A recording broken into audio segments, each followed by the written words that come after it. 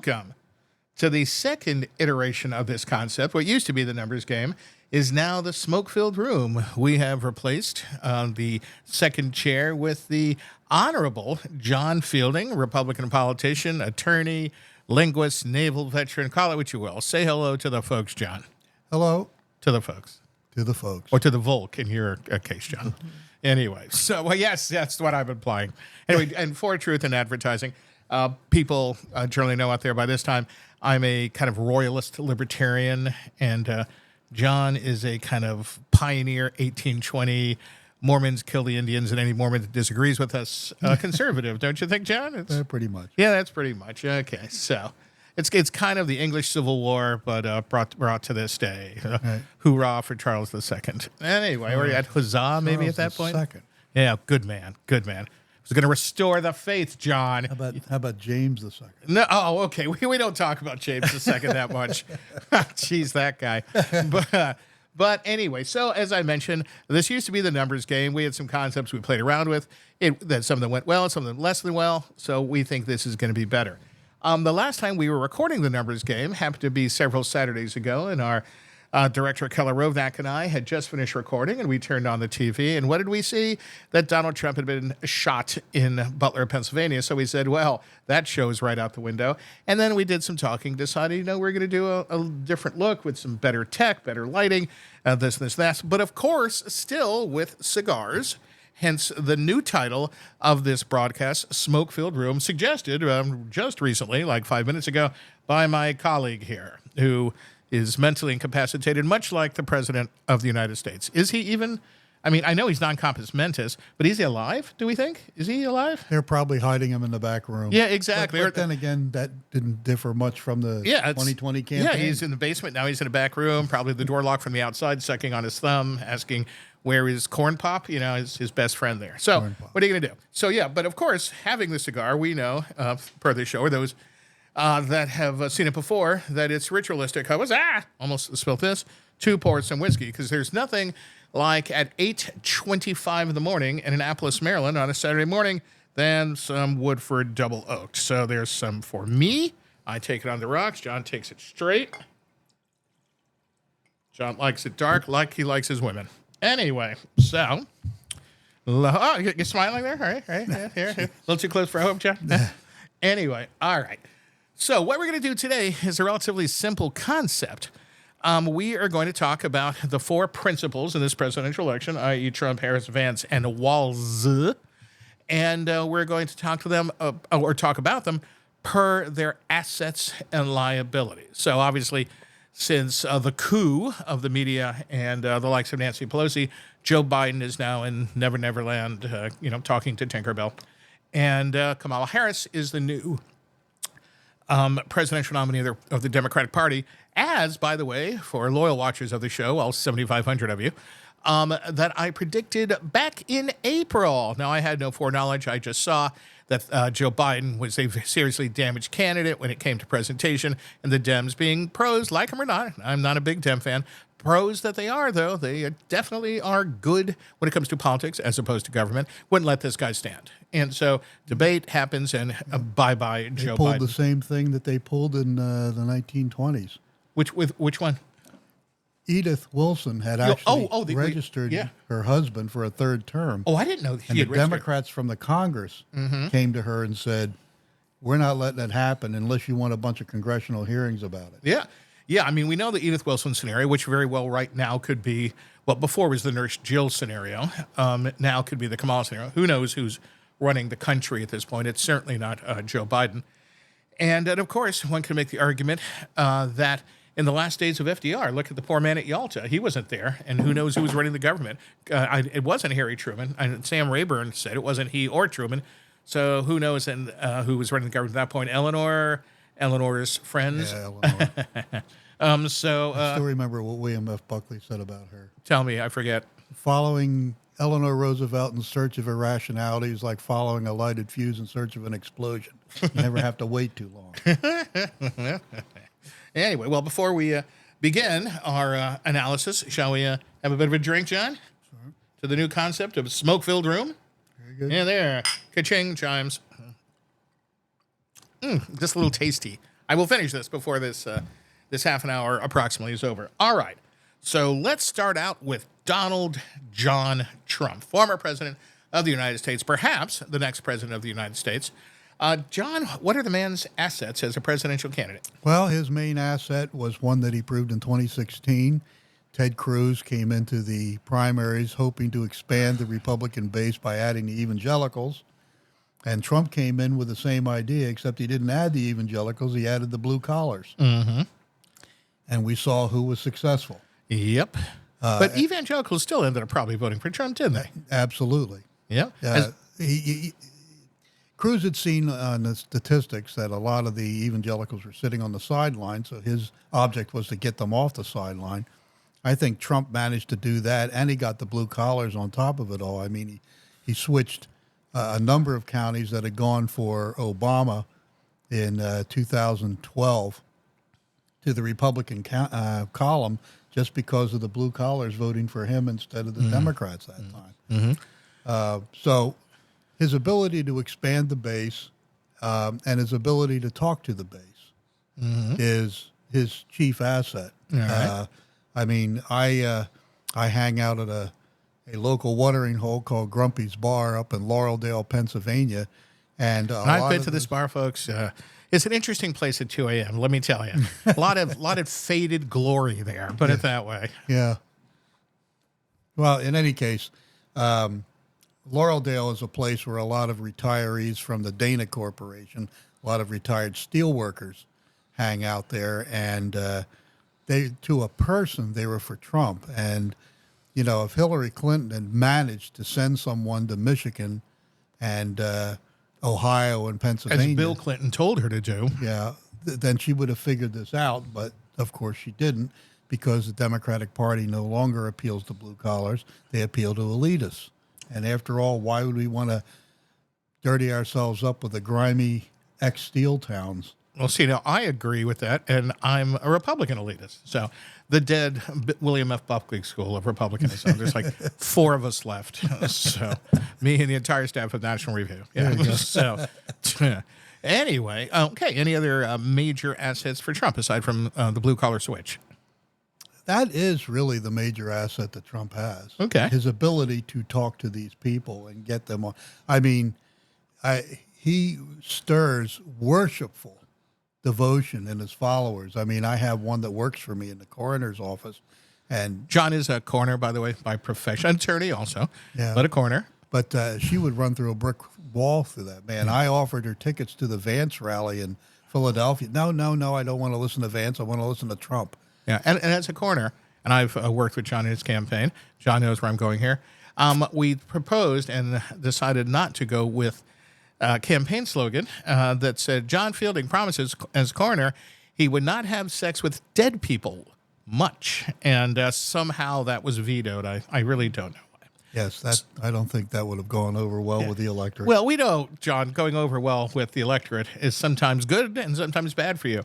I recall in the 1990s in a similar program like this, where as an up-and-coming Republican politician, you decided to do an impression of the 1996 GOP nominee for president. Now, when you mentioned this in conversation, I thought you'd do the third person. Hi, I'm Bob Dole. I'm Bob Dole. Hi. Which, okay, funny.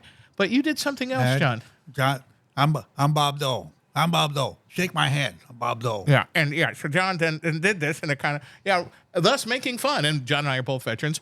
I'm with the heterosexual service, the Army. John's with the other one, and the Navy. Okay, and I live here in Annapolis, so no offense to all you swabos out there.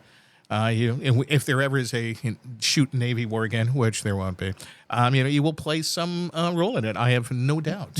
So. But anyway, so there's John's diplomatic side, the coming to the foe. Anyway, so I think you're right. The major asset of former President Trump is his ability to switch, which I'll go into a little while. I've seen up close and personal. So very, very interesting stuff. And making that switch, there's a lot more blue collar types than there are elitists. They have more money, but blue collar types have of numbers if they come out. Well, lately also, he seems to be able to control himself a little bit more terms of going off script. That's true. And hence my part. Actually having a script. This is true. Hence my part of the Trump analysis, the liabilities. Look, I am Personally, not a Trump fan. I will be voting for him. I voted for him in 16 and 20. Vote for him again. And I say personally, I mean the man. I think he had, aside from COVID, a really good, an exemplary administration in many ways. But as John just alluded to, the guy just has no off button. You can't give him, or he won't do message discipline. We've seen recently he goes into Georgia, a swing state that we need. What does he do? He trashes the Republican governor, Secretary of State over some bizarre 2020 claim. He's gone other places. In the convention acceptance speech, great first 10 or 20 minutes. I mean, just beautiful, where everybody was going, oh my God, he finally gets it. And then he goes off in a stream of consciousness thing. God knows what he's talking about.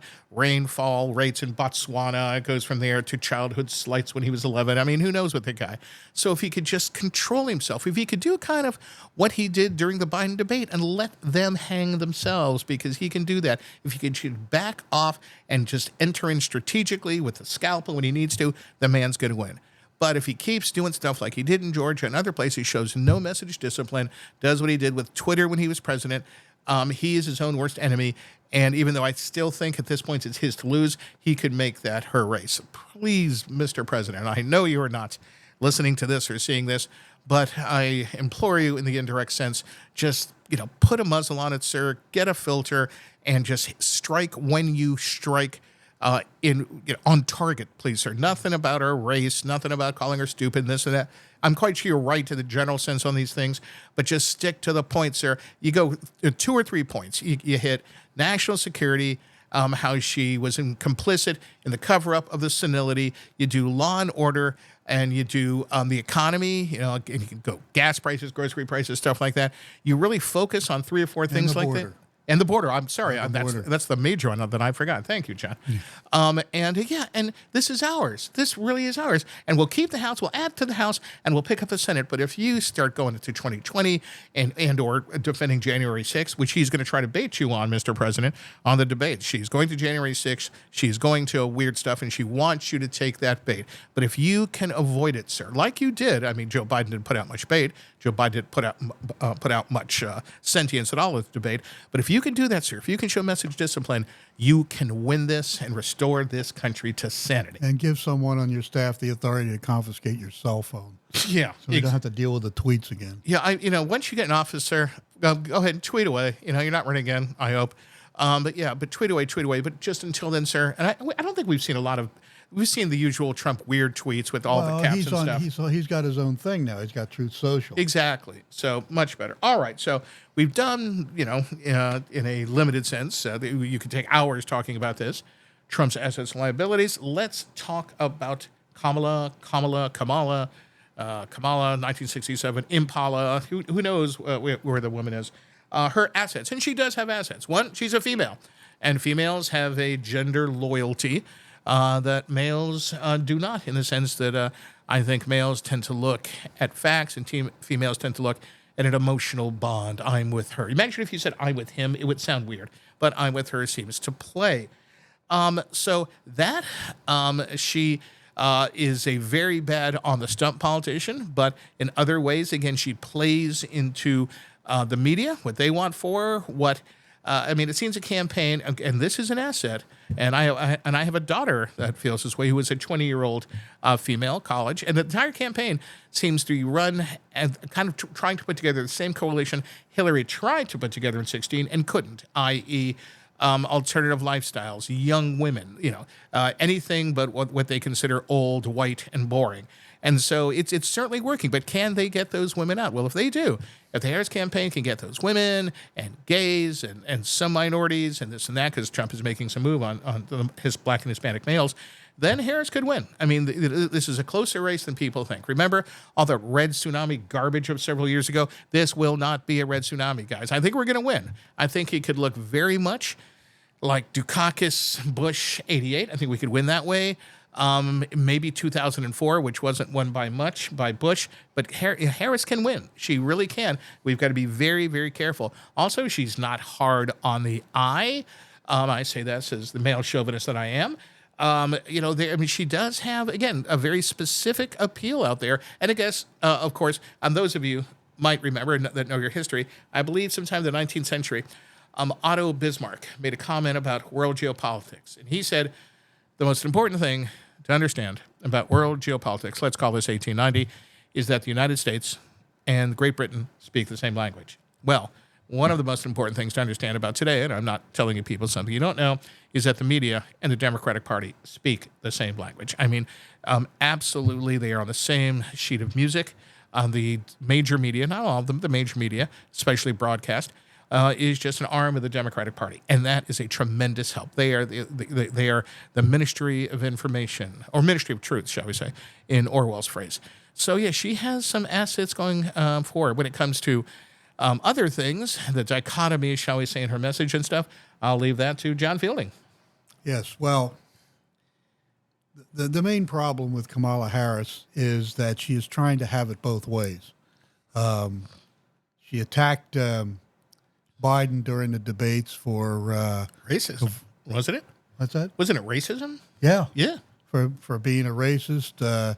She's touted her own qualifications as an attorney general and a district attorney. However, she got there, and that's a matter of some conjecture. But the fact is that everything she's done has been anti law and order. She supported the defund the police movement during the 2020s. She supported the idea of bail for the people that were burning down places during the 2020 riots. Amongst them, Tim Walz's biggest city in Minnesota. Right. Of course. Mm-hmm. How could we forget that? Mm-hmm. Yeah. So, plus, if Mary Tyler Moore was alive, she'd be just horrified that that city, would burn down in midst of riots. Rhoda Morgenstern, Phyllis, everybody would not be happy with Tim Walz. But is that a fair assessment? Well, yeah, that's true. I mean, yeah. But the thing with Harris, I'm sure that some women will like her. However, my experience with women is that Excuse me, John, we're getting a little personal here. Well, are we talking about your Navy time? No, we're talking about I used to actually pick juries. Oh, that's right. And quite frankly, women tend to disbelieve other women more than men do. I've heard from many female pals, and yes, I have them, that women prefer working, many women, not all, obviously, prefer working for men, not for other women. Yes, as her entire staff quitting en masse would probably seem to indicate. Yep. Yes, this is coming from the poor science side of the aisle here, ladies, so, as already has been evident. But yeah, and she's running away from everything, running toward the middle, which is the classic presidential move, run toward the middle. But the woman, she says on one hand, she was the last person in the room for important Biden decisions, but now she has nothing to do with Biden. She wasn't there for any of that. She was the only last person in the room because somebody had to wipe the dribble off of his chin. But yeah, and so she's trying to have it both ways. She's the last person in the room, but she takes no responsibility for things like the Afghanistan pullout, etc. Oh, I get you, Kamala. And the border. Oh, what she didn't do. The border czar. And despite all of this crap about the Republicans making up the notion of the border czar, Biden announced her as the border czar. I mean, did he use the term actually? I don't think he did, but the media certainly did. Stalinistic memory hole stuff. Mm-hmm. Yep. Don't believe your lying eyes and your lying ears. Mm-hmm. Well, it is just amazing. I mean, remember when they put the fork in Joe Biden, Nancy Pelosi, everybody's, oh my God, this guy is just horrible. He can't say a word. Now he's the savior and the patriot. They didn't want her not that long ago. Remember, she got no votes in the 2020 primary. Certainly, there wasn't a primary this year.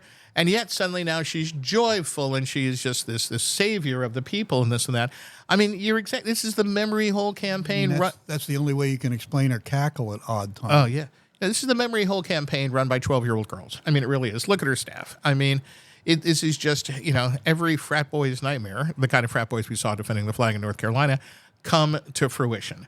Now, whether it's good or bad, whether it's a nightmare in the sense that we will beat it and thus it becomes a nice dream, or that she will take office next year in January, we will still see. That's up for grabs. But this chick is unbelievable. And the media's complicity in this total, you're right, Orwellian memory hole thing is absolutely amazing. It really is. So tell me more about liabilities for. I went back. I shouldn't do this because you can't hear me. Then I come back in. Anyway, tell us more about Kamala's liabilities. Well, I mentioned she's not really very good on her feet. I mean, if she can stick I to would agree to that. script that someone, okay, you had to do that.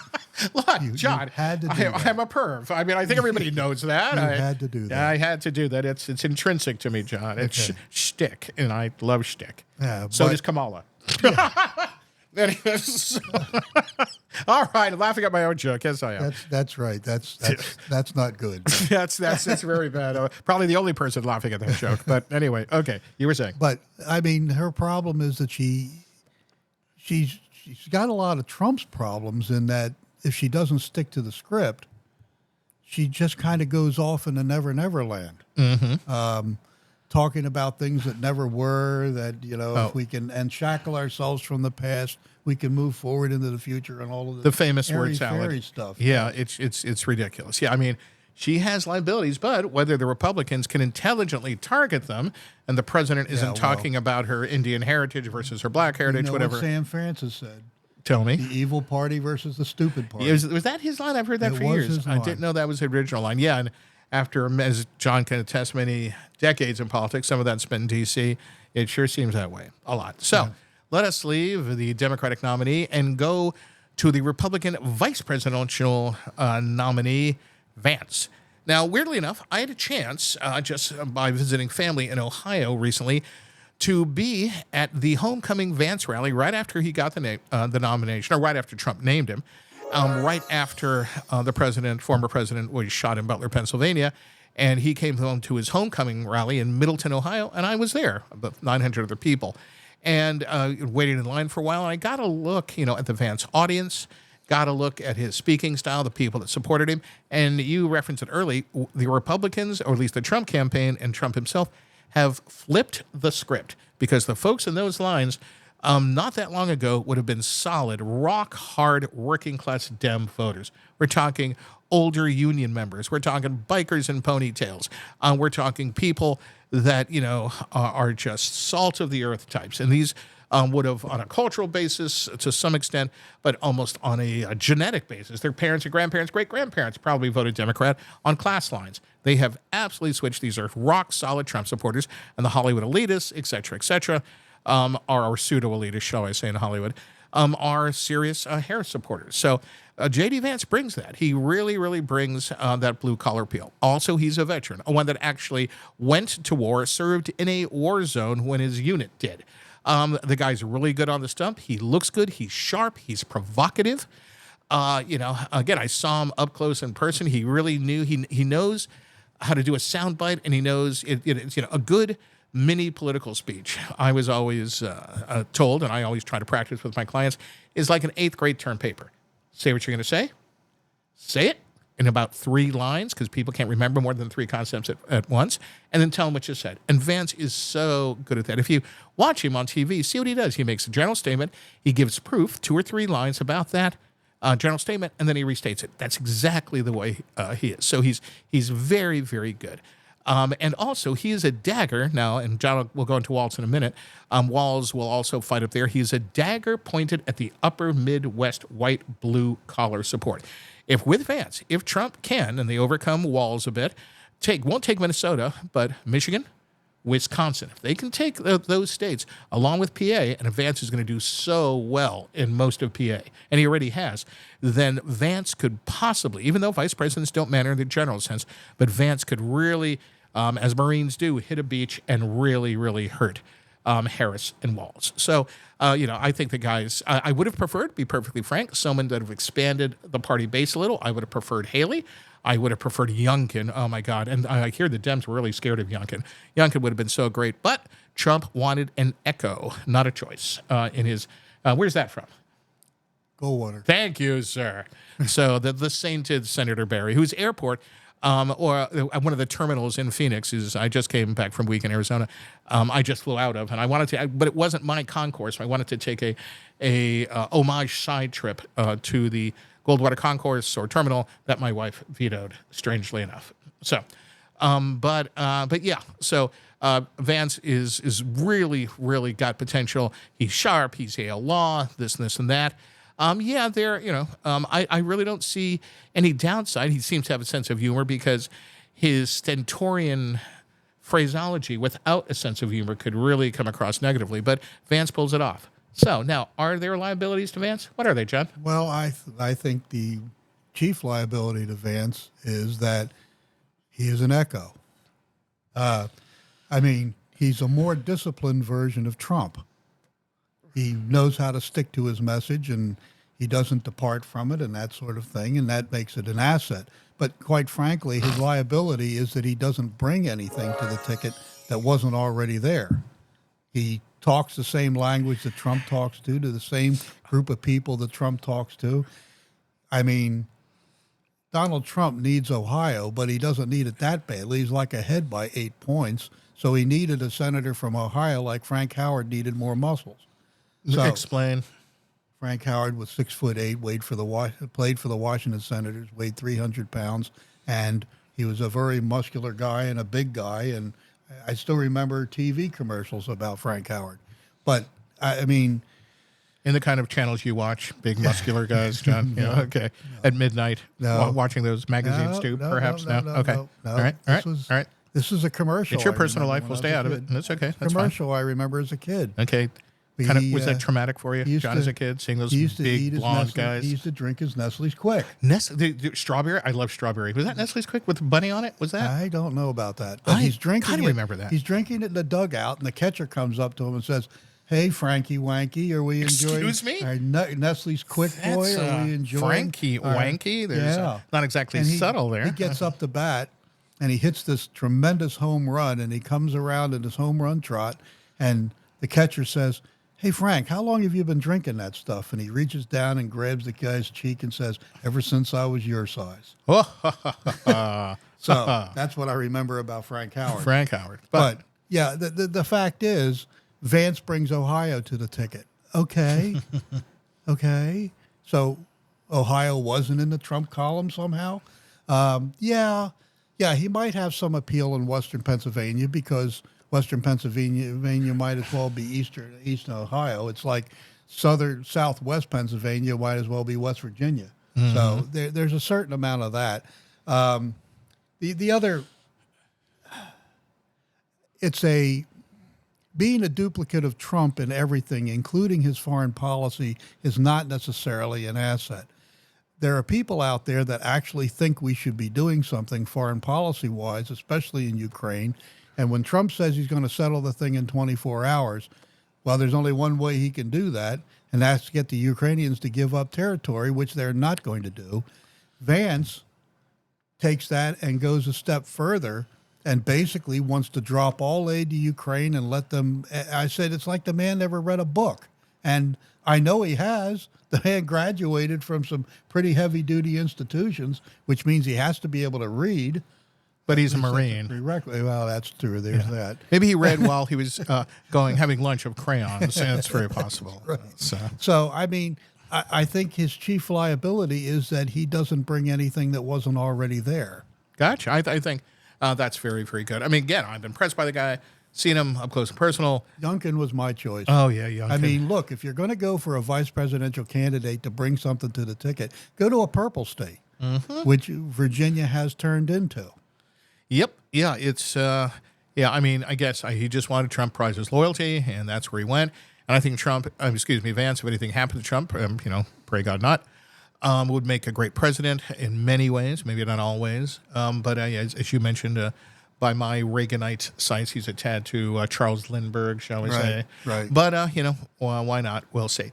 All right. So let's go now to the new guy on the scene, Tim Walz, governor of Minnesota. Now, as an individual of my own opinions, I give you an impossible task, John. Give me assets about Tim Walz. Well, Tim Walz, however you interpret it, does bring a military background to the ticket. He is a veteran, however you interpret that status. Look, I'm a veteran too. Me too. I've never seen a shot fired in anger. Me either. You know, I spent all of my time in Japan and Fort Meade, Maryland. Did you ever claim you were during Vietnam? Did you ever claim to be in Vietnam? I never claimed to be in Vietnam. I was there during the Cold War, that great military operation to rival Operation Overlord, Grenada. I was there for that. Well, I remember marching in the American Legion parade, and I had a Vietnam era veteran hat on, and one guy saluted me from the sidelines and said, "Welcome back, brother." And I said, "That's it. I got to get rid of this hat Yep. because I am not doing that. Yep. I am not going to tell people that I was Absolutely. someplace where I wasn't, and I'm not going to let them live under that delusion." Walls, for whatever was, I mean, he did put in a great deal of time in the military, and that's to be applauded. But he's got to clean up the mess that he started. But one of the assets he brings is the same asset that you could say that Vance brings. He brings the Midwest. He's from upper Midwest, Minnesota, Minnesota. The problem is the same problem with Walz is the same problem with Vance. What, the Democrats are in danger of losing Minnesota? Well, actually, Trump is making a move on him. I mean, not a decisive move pulling away. Well, he's making a move on New York too, but Minnesota was a lot closer, at least before this whole stuff started than New York. But yeah, and he also, it might be he picks Trump picks Vance. Dagger pointed us in the upper Midwest, so we parry that dagger with Walz. I mean, possibility. Yeah, those are I think the chief assets to Walz, because he was frankly missing in action during the 2020 situation. Oh, that's fine. Those are my lines. I know. All right. So, but before that, we need to drink some more here, John. You've hardly touched your whiskey, and it's not even 9 o'clock. We're not drunk yet. What the hell, John? What the hell? In the last little part of our segment here, the liabilities of Governor Tim Walz, and we could be here for hours on that, but I'll try to not usually be my usual bloviating self. Anything that could be said about Vance could be said about Walz in terms of what he brings to the Democratic. Closer to the mic, John. In terms of what he brings to the Democratic ticket. Yep, exactly. So I'll start off with John did the military stuff. Look, I said, John and I said, I'm Army, he's Navy, both veterans. And I served, I was joking, of course, I wasn't in Grenada. I served during the time of Grenada, but I never saw a shot fired at ankle. I was with a fired ankle, maybe a shot fired at my ankle. And not by the enemy, but leaving a mobile home at 2 a.m. So anyway, but the guy lied. I don't think there's any other way to put it. He's an intelligent man. I'll give him that. And he knew he did not serve anywhere close to combat, knew he was in support, but wasn't in Iraq or Afghanistan, knew... Vicenza, Italy. Yeah, Vicenza. I've been to Vicenza. It's a beach resort. It's literally an AFRC, an Armed Forces Recreation Center, a military beach resort. I think the airborne, some of our airborne guys are stationed there. And, that's just not... I could make more of a claim to doing something significant than he did. Yeah, absolutely. So, yes, and he knew this stuff. I mean, he claimed to carry a weapon in battle, in combat, whatever. He knew these things weren't true, and he lied about it. J.D. Vance is right. It is stolen valor garbage. So that has got to be a massive liability. He's open to swift boating, like we did to Kerry in 2004. Some of his people have already come out from his unit, National Guard unit, Minnesota, and said he betrayed them by not deploying. I mean, a sergeant major is like daddy. Mm-hmm. I mean, you have a problem, you go to daddy to solve it, and his people deployed, and he ran off and ran for Congress. Yeah, daddy abandoned the kids when it came to combat. There was a great movie done at first by the Brits, I believe in the 30s, and then recently done 20 years ago by the late Heath Ledger, by a book by A.E.W. Mason called The Four Feathers. Are you familiar with it? I'm not. In British military custom, if your unit deployed, you're in your unit, and you fail to deploy with it, you hide out, you resign, whatever, you are given a white feather of cowardice. And in this movie, Harry Cavendish, no, I have the name wrong, forget the last name, but this character, by his fiancée and 3 comrades, as they are leaving for combat, and the fiancée, of course, is still there, but 3 fellow officers give him a white feather, and he spends the entire movie / book he follows them there, out of uniform, and he does feats of cowardice, and he returns the white feathers back to them, saying, you see, I'm not a coward. Well, as I've said in a couple other places online where I write, etc., we should follow Tim Walz around and hand him white feathers because the man deserves it. So There's that, and there And are if there was anybody in the United States that understood that, that might make a good idea. well, that's true, but I'm a strange elitist, a royalist libertarian, as we've mentioned before. So there's that, and there's other things, command sergeant major controversy, etc. That we could go into, but enough on that, because Walz has so many other liabilities. The way he let Minneapolis burn to the ground trying to appease a left-wing base before he intervened with the National Guard. Wonder if he'd been in the Guard then, would he have deployed? So one wonders about that. But, there are other things. He's said so many things that are just so hard left-wing. Also, let's remember, like Bernie Sanders honeymooned in Moscow, Tim Walz honeymooned in Beijing and was there and saying wonderfully glowing things about the Chinese during the time of Tiananmen Square. He's been there many times. He said great things about the Chinese. We shouldn't have an adversarial relationship with them. One wonders about this guy. One really does. And I'm making no allegation, but for me, as a former Army intelligence analyst, there is a question mark when it comes to the loyalties of this man versus the CCP, the Chinese Communist Party, versus the United States of America. There's a question mark over the head of Tim Walz. He wouldn't be the first guy that got his head turned and became an agent of influence of a foreign power, specifically a large communist foreign power. Look at guys like Walter Duranty in Moscow in the 20s. They were treated very well, and they reported and acted accordingly. On the other hand, there was that great communist Dwight Eisenhower. That's true. The John Birchers, those of you that are old enough to remember these things, this guy thought Dwight Eisenhower, general of the Army, his leader of Operation Overlord, was a communist, which... A conscious, articulate agent of the communist conspiracy, I believe is how he put it. Yes, which made my idol, William F. Buckley Jr., say... No, Russell Kirk. Oh, was it Kirk? Okay, do you know the line I'm about to use? That's right. Okay, then it's Russell Kirk say, Ike's not a communist. He's a golfer. That's right. So thank you for the correction. There are some big question marks. Military loyalty, his really hard left ideology, his weird, almost Howard Dean act. Well, he has to bring that hard left ideology to a ticket that doesn't have it already. Yeah, exactly. The guy looks like he's like Ed Asner up there, who, by the way, I believe was a real communist or was hard left wing, doing some strange dance. He says he was a high school football coach. He was an assistant coach. He just keeps embellishing his resume just a bit to put question marks over it. Now, I don't know the man, though. When he sees his wife, he shakes her hand, and he's very pro-trans this and pro-gay that, so one wonders about other loyalties. But anyway, regardless of the point, the guy is so problematic. Tampons in boys' rooms. Yeah, think about that. The Tampon Tim has put tampons in boys' room. I even think like in junior high school boys' rooms. Really? We're the weirdos? Really, Tim? I mean, dear Lord. So we will. Weirdos are somewhat like the deplorables of 2016. That's a very good point. So we will see where this is going, but I know if they can discipline themselves and talk about two or three main things, hit the battleship amidships, do like the Japanese did to the Arizona, the Minnesota, and somehow hit the magazine, then Walz could really, really hurt. I mean, he could really bring down that ticket. A ticket right now, like it or not, is showing tremendous viability, not only in swing states, but across the country. I mean, this is an election, folks. This is an election that is anybody's up for grabs. If you are watching this and you're a Dem, no, you have a shot there. If you're a Republican, please, no red tsunami horse manure. This is a race. This is a battle. This is a struggle. And I think, and yeah, maybe it's a little hyperbole here, for the soul and direction of America.